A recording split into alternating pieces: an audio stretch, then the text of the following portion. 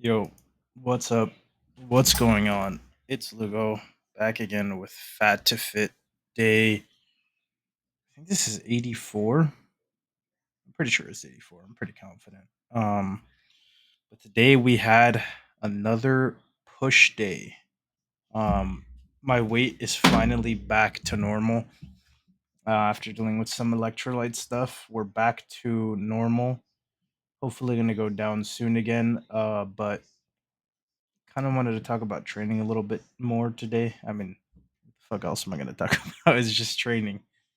Um, but I hit 205, or I think it was like 93 and a half kilos because all the good benches are where the kilograms are at. So I use kilos. But 205 pounds for eight, which is honestly really exciting. Like, I know I don't sound excited, but I haven't hit 205 since years ago, man. Like, well, I mean, obviously, I was gone for a long time, and I've just been rebuilding. But hitting 205 was a special number for me when I started, because I remember when I initially started lifting, I couldn't even bench. I was like 16, and I couldn't even bench the Smith machine with 10 pounds, which was like 55, which is like compared to Olympic plates, like an Olympic bar with 5 pounds on it, and it was on a Smith, so it was easier anyway because there was no stabilization required. And I remember I started when I was like a sophomore of junior year, or not sophomore of junior year. What the fuck am I talking about? Summer of sophomore year, I think, because I was super fat. I was like 15, turning 16.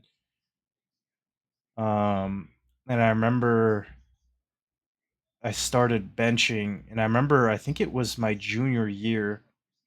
I ended up hitting 205, and then start of senior year I hit 225, and that was really special for me because I was never good at benching. I was never good at upper training, and now I obviously got really good at it. Before for all the time that I spent training, and even when I was lighter. Before I stopped lifting for years, coming back now, I was really good at upper training. Um, and so, honestly, just even being in the 200s pressing it's something that I really enjoy. Like, even just, shoulder pressing one plate is already like feeling really nice, and it feels meaningful again to train like this, even if it's not that impressive.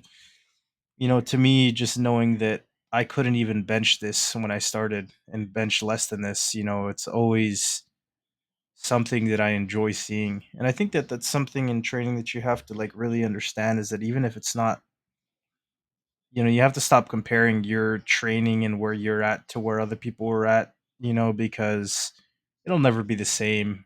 Even if you have the same training plan, eating plan, sleeping routine, everything is the same. Everyone's different, and you'll never be somebody else, and you should never try to be. You should always be proud of where you are, and obviously want more, but be content and happy with where you currently are, especially when it comes to training and your physique in general.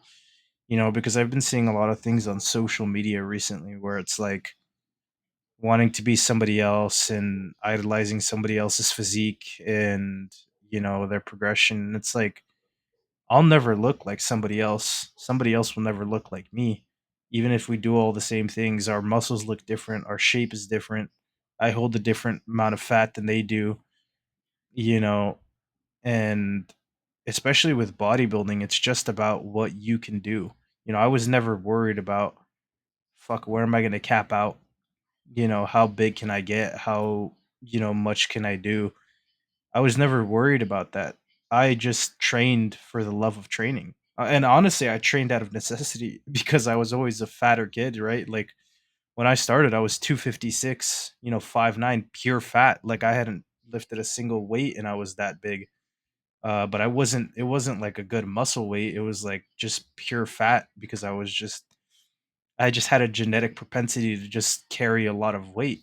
And when I started training, I feel like I put on a decent amount of muscle in my first year or two. Like I think by my second year or year and a half, I was benching 225.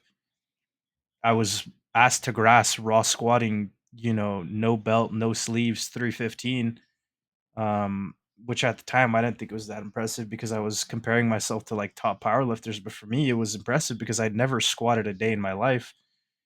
So by my second year, you know, ass to grass squatting 315, it was impressive.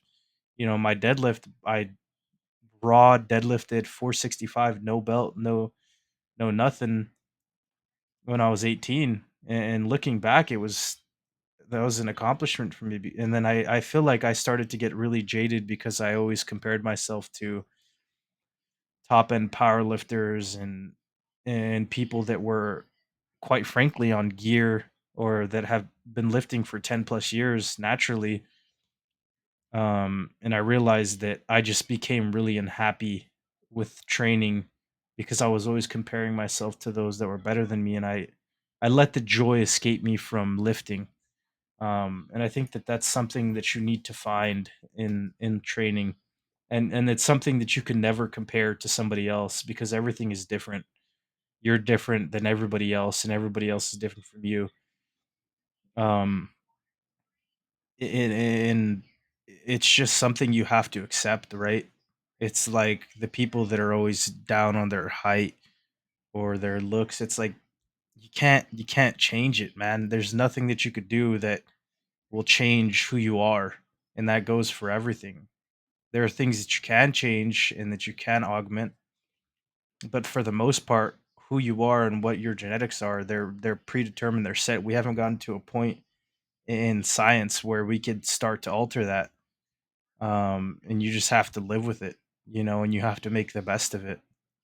And so, I just do what I can and just make the best of what I could do, right? Every single day. And, I was never really worried about how I looked, which is why I got really fat a lot. Just because I love training.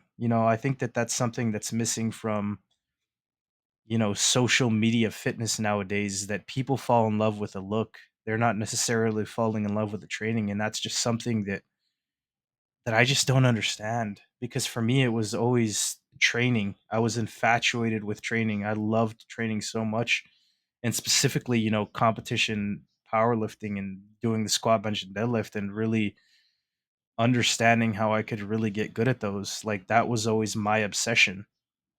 So much to the point where I became unhealthy, and that's also another thing where you can't sway too far in either direction because if you don't love training, you'll never get to where you want because it's just not. I don't think it's feasible to not love training and make this a sustainable lifestyle.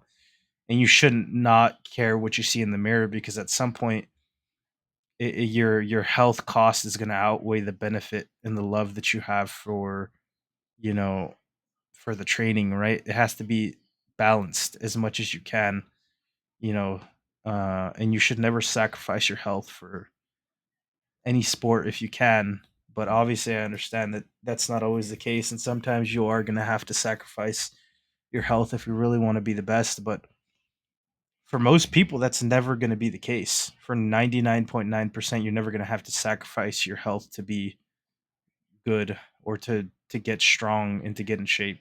And I think that a lot of people try to put themselves in that position of the 0.01%, and that's just not feasible for a lot of people. And I don't think you should think like that. You should understand where you are, who you are, and where you lie in the hierarchy, and really try to derive your happiness from just, you know, the day to day. I think that that's really going to make you the happiest and make you the best version of yourself. But this video is coming to an end. If you enjoyed, please consider leaving a like, a comment, or subscribe. And I'll see you tomorrow for day 85 and some pull.